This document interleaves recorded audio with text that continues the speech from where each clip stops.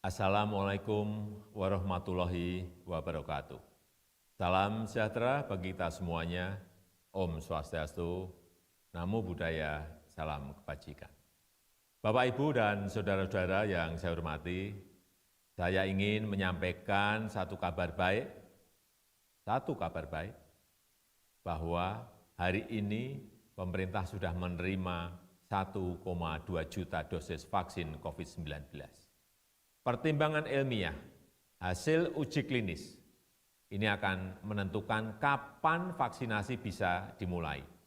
Kedua, sistem distribusi vaksin ke daerah. Ini adalah hal yang sangat penting. Dan juga peralatan pendukung, SDM, serta tata kelola vaksinasi.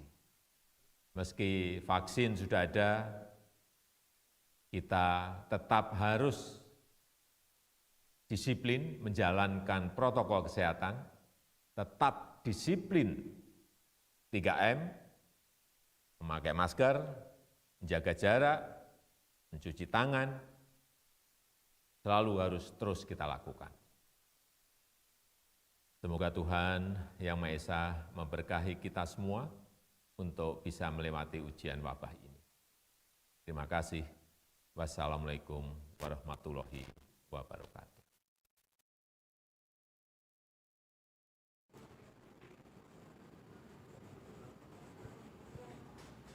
Halo pemirsa, selamat sore. Tadi dari video sambutan Presiden kita Joko Widodo sudah disebutkan ya bahwa vaksin sudah tiba nih. Artinya harapan baru bagi kita semua, tapi prosesnya ini masih panjang ya. Nah pemirsa sendiri gimana kabarnya hari ini? Semoga tetap sehat dan juga selalu semangat ya dalam beraktivitas, serta selalu disiplin menerapkan protokol kesehatan kapanpun, dimanapun. Jangan lupa untuk mengurangi kegiatan yang berpotensi menimbulkan kerumunan. Senang sekali saya Egit Hapsari bisa menemani Anda dalam dialog dengan tema Hidup Bersama COVID-19 yang disiarkan secara langsung dari Media Center Satuan Tugas Penanganan COVID-19 Graha BNPB Jakarta. Pemirsa, hingga pandemi dinyatakan telah berakhir, kita harus bisa hidup berdampingan dengan COVID-19. Bahkan Badan Kesehatan Dunia atau WHO menyatakan bahwa COVID-19 ini tidak bisa hilang dalam waktu singkat dan menjadi masalah di seluruh dunia. Karena itu kita harus memiliki komitmen kuat, hidup dalam tatanan yang baru dan menyesuaikan diri hidup dalam pandemi. Lantas bagaimana dan apa saja budaya baru yang perlu kita terapkan dengan baik dalam hidup di tengah pandemi? Telah hadir di studio siang hari ini dua narasumber. Narasumber pertama Dr. Kusmedi Priharto SPOTMKes, Kepala Subbidang Tracing Satuan Tugas Penanganan COVID-19. Selamat siang Dr. Kus. Selamat siang, Assalamualaikum warahmatullahi wabarakatuh. Waalaikumsalam warahmatullahi wabarakatuh. Gimana kabarnya Dr. Kus? Alhamdulillah sehat. Moga-moga kita tetap sehat terus dan semakin optimis. Amin, amin. Terima kasih sudah menyempatkan diri untuk hadir ya dokter. Amin. Dan narasumber kedua kita pemirsa yaitu Kepala Bidang Pengembangan Profesi Perhimpunan Ahli Epidemiologi Indonesia, Dr. Mas Dalina Pane MS Hihan. Terima kasih Ibu sudah hadir, gimana kabarnya? Alhamdulillah baik, Git. Alhamdulillah baik ya, terima kasih juga sudah menyempatkan hadir di sini. Dan pemirsa, sebelum mulai perbincangan sebagai informasi, kondisi studio telah disanitasi, mikrofon yang kami gunakan juga sudah didisinfeksi, dan kami juga senantiasa menjaga jarak. Talk show ini juga memperhatikan protokol kesehatan dan ditujukan untuk semua kalangan. Tapi sebelum kita mulai diskusi, kita gunakan hand sanitizer terlebih dahulu. Silakan Dr. Kus dan juga Bu Masda.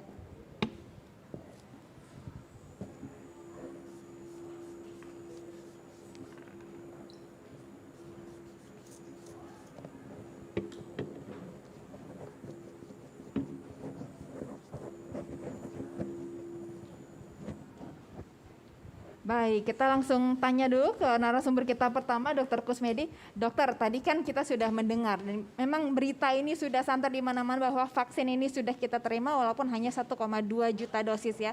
Tapi vaksin sudah datang, tapi apakah artinya hidup bersama COVID-19 ini, Dok?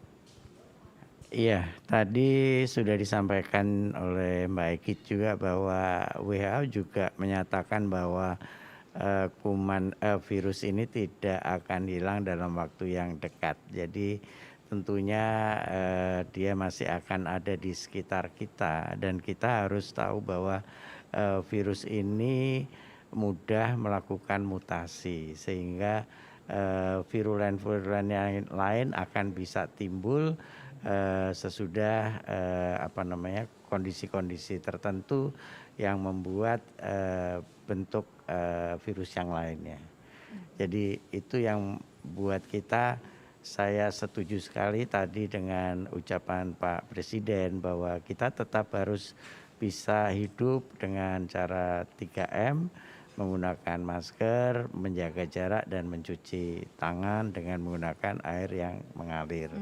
Jadi dan juga tentunya kepada masyarakat tetap harus tahu sebenarnya virus itu kan setelah terpegang kita atau menempel pada wajah kita, dia akan masuk lewat mata, lewat lubang hidung, lewat mulut.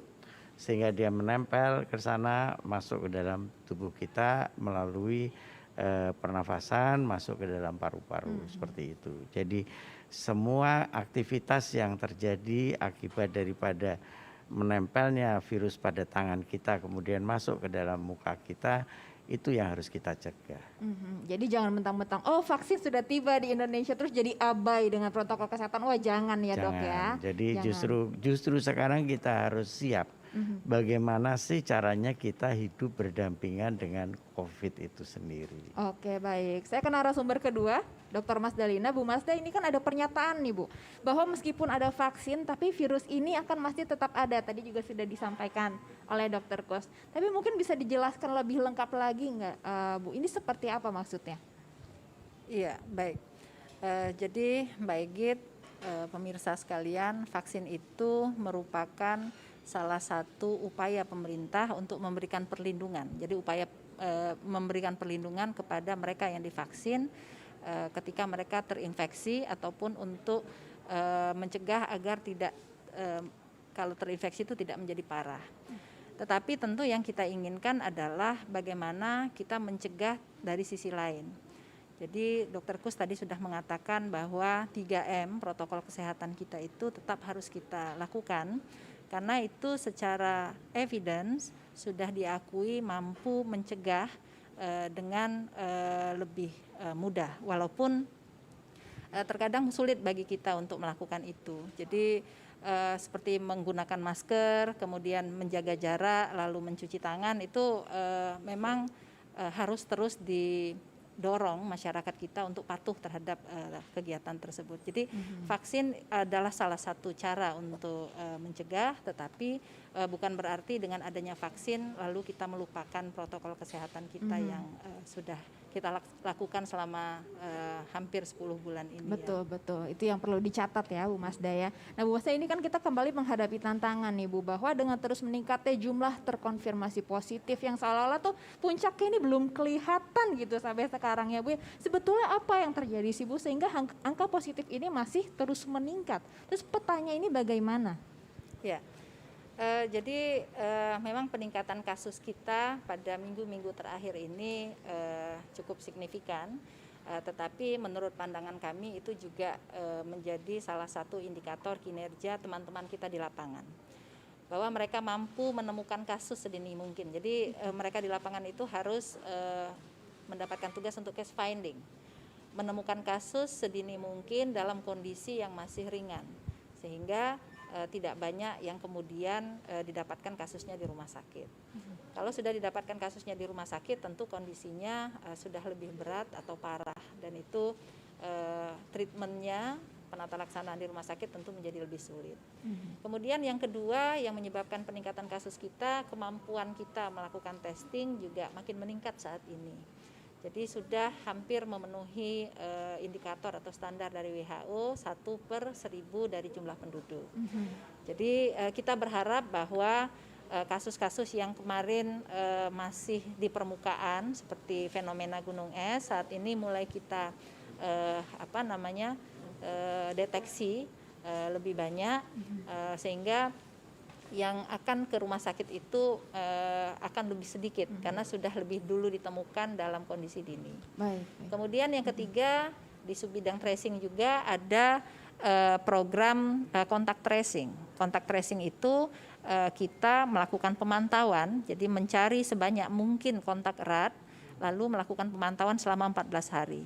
Nah, terkadang pemantauan ini yang kemudian menghasilkan kasus-kasus baru, ya, disebut klaster dalam keluarga, sehingga jumlah kasus juga akan meningkat. Tapi tidak masalah sepanjang dia dalam kondisi yang ringan dan bahkan tanpa gejala, supaya tidak sampai harus ke rumah sakit gitu. Jadi tidak apa-apa jumlah kasus kita itu banyak, tetapi jangan sampai angka kematian kita kemudian menjadi tinggi karena terlambat untuk dideteksi di awal. Oke, 3T itu tetap harus berjalan ya, Bu Iya, ya. 3T tetap Testing, harus berjalan. tracing dan juga treatmentnya. Treatmentnya. Tapi apakah ini ada korelasi mungkin dari masyarakat sendiri dengan hiruk pikuknya vaksin sudah tiba, lantas kepatuhannya menjadi menurun, Ya. sehingga angkanya terus menanjak yang positif. Ya, yang perlu kita ketahui juga bahwa vaksin saat ini adalah vaksin untuk kondisi emergensi, bukan untuk kondisi normal. Karena itu kita juga masih menunggu putusan dari Badan POM untuk mengeluarkan emergency use authorization. Artinya vaksin itu tidak diberikan untuk seluruh masyarakat, tapi diberikan kepada kelompok-kelompok yang berisiko. Yang pertama tentu yang risikonya lebih tinggi adalah tenaga kesehatan, karena mereka yang terus kontak dengan mereka-mereka yang terkonfirmasi maupun yang belum diketahui tetapi memiliki gejala, suspek kita menyebutnya. Kemudian yang kedua, mereka-mereka yang melakukan pelayanan kepada masyarakat, artinya bertemu orang lebih banyak.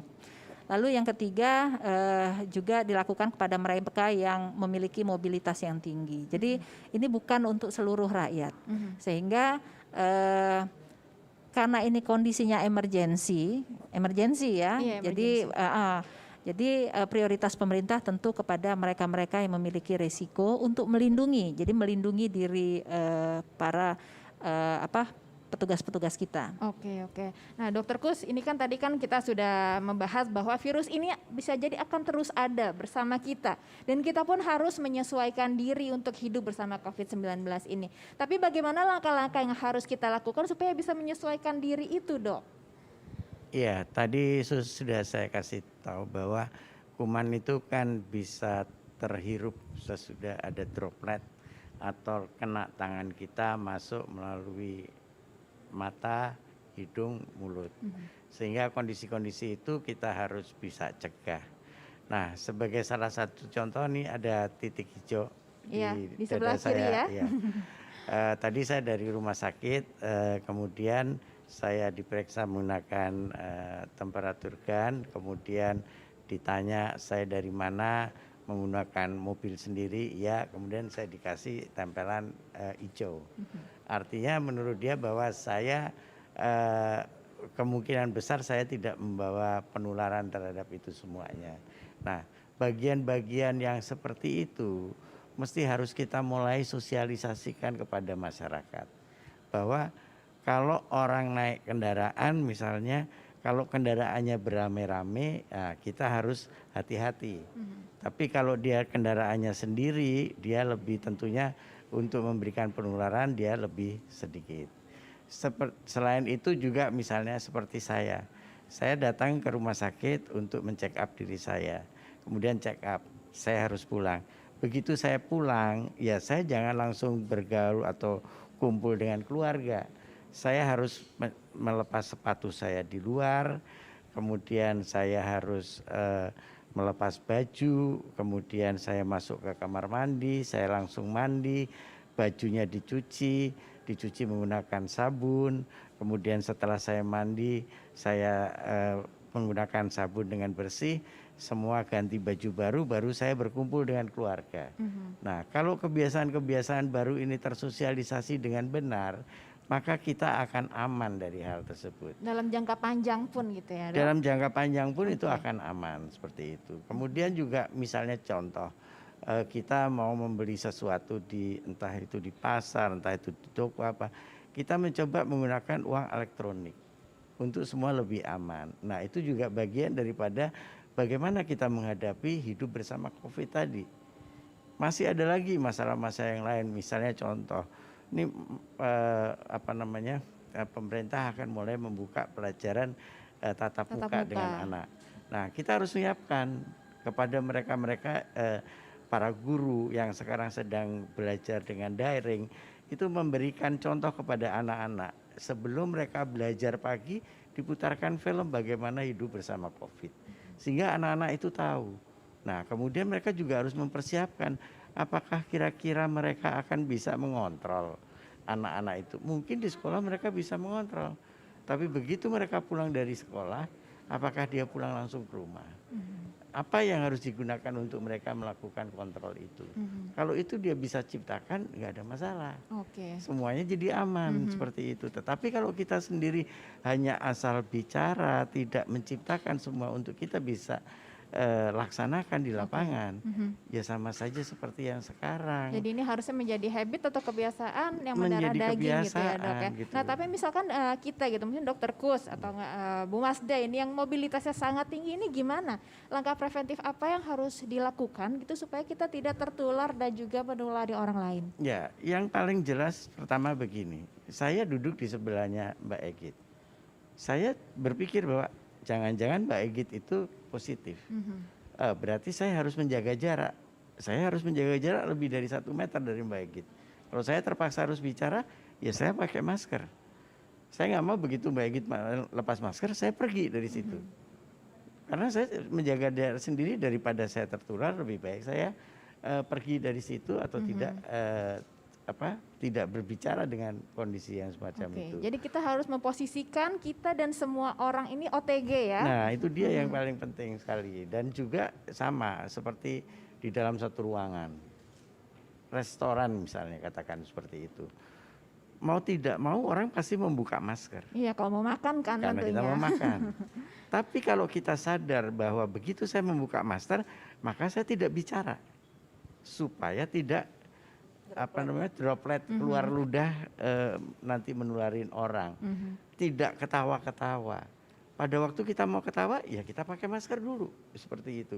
Kita nggak dekat-dekat, kita nggak usah cium-ciuman, kita nggak usah bersalaman, karena semua kemungkinan besar akan terkena. Sama seperti kita tadi, ketika sedang mau memulai, ruangan ini didisinfektan semua, kursi disemprot, saya disuruh membersihkan diri saya sendiri untuk itu. Nah, itulah sebagai kebiasaan-kebiasaan bagaimana kita hidup bersama. Oke, semoga ini habitnya jangka panjang ya. Nah, Ya. Bu Masda ini kan di era yang serba canggih ini kita tentunya menerima banyak sekali arus informasi, tapi sayangnya informasi itu nggak semuanya akurat ya Bu ya. Tapi gimana sih kita mungkin sebagai masyarakat gitu bisa memfilter mana informasi yang bisa dipercaya dan kurang akurat atau bahkan hoax? Iya. Jadi sebagai negara demokrasi tentu kita tidak bisa menahan arus informasi yang Betul. mengalir ke masyarakat. Beda dengan negara-negara sosialis atau komunis yang sumber informasinya hanya satu dari pemerintah, begitu ya. Tetapi saat ini kalau saya lihat tidak seperti waktu di awal-awal. Waktu di awal itu informasi berseliweran ya. Sampai masyarakat sendiri, bahkan kita juga bingung ini mana yang benar, mana yang tidak. Maka pemerintah sendiri sebenarnya kalau untuk informasi sudah membuat berbagai kanal untuk memberikan informasi pada masyarakat. Satgas juga saya yakin Seperti sudah yang kita lakukan ini ya, Bu. sudah membuat itu.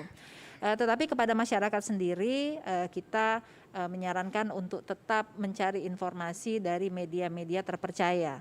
Karena media-media yang terpercaya itu tentu para wartawannya, para pencari beritanya memiliki kaidah-kaidah sesuai dengan bagaimana etika jurnalistik yang benar. Jadi mencari informasi itu tidak kemudian diterima begitu saja. Jadi ada mekanisme untuk recheck.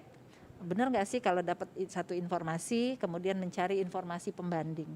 Apakah yang saya baca ini benar? Kemudian jangan cepat menggunakan jempol untuk sharing begitu ya. Jadi itu juga harus difikirkan dengan baik supaya berita-berita yang tidak begitu benar itu tidak tersebar dengan cepat. Saya kira begitu, Mbak.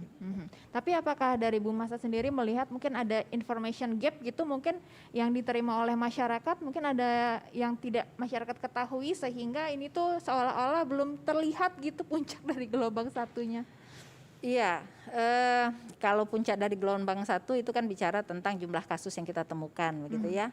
Apakah itu kemudian berkorelasi dengan informasi yang diterima oleh masyarakat, itu kita belum analisis sampai sedalam itu.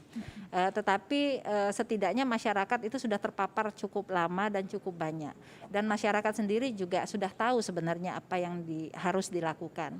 Hanya saja saat ini kita mencoba untuk semua kita melakukan tindakan persuasi kepada masyarakat kita. Mendidik masyarakat juga merupakan salah satu fungsi pemerintah, juga fungsi teman-teman yang ada di satuan tugas. Mendidik mereka tentu dengan tindakan-tindakan yang persuasif.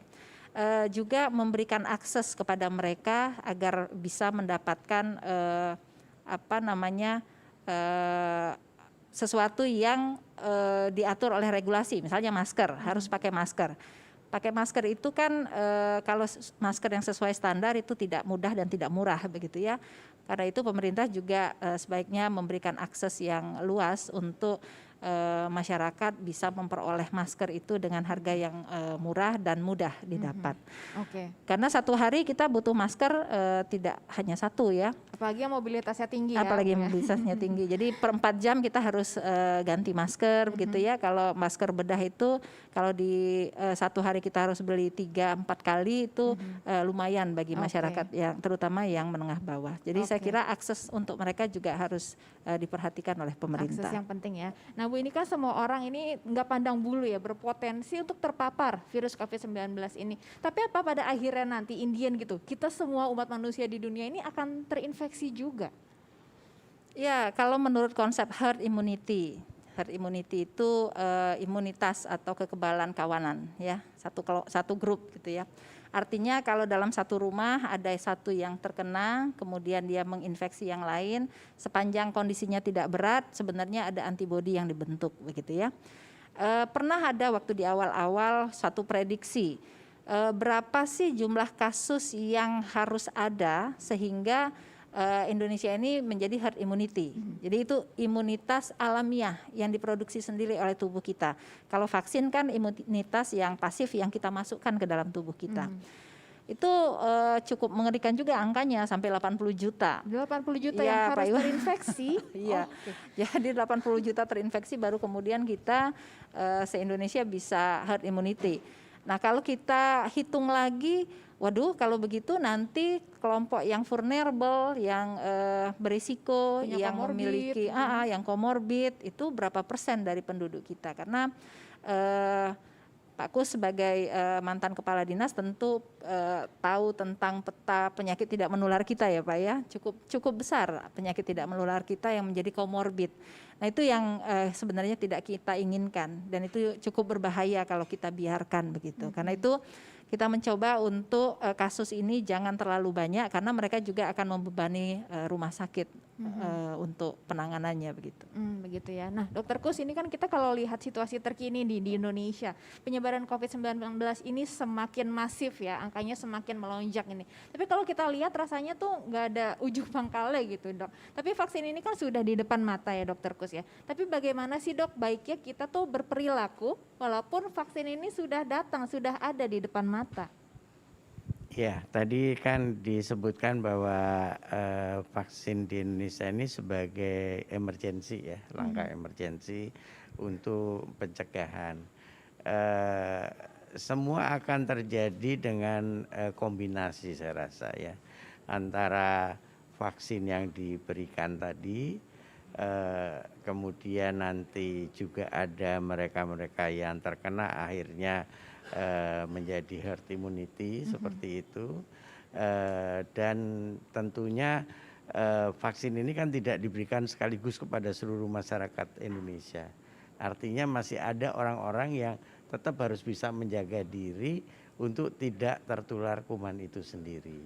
Nah, tadi sudah disampaikan bahwa vaksinasi ini adalah upaya untuk mencegah kecepatan penularan daripada penyakit ini ke seluruh masyarakat Indonesia.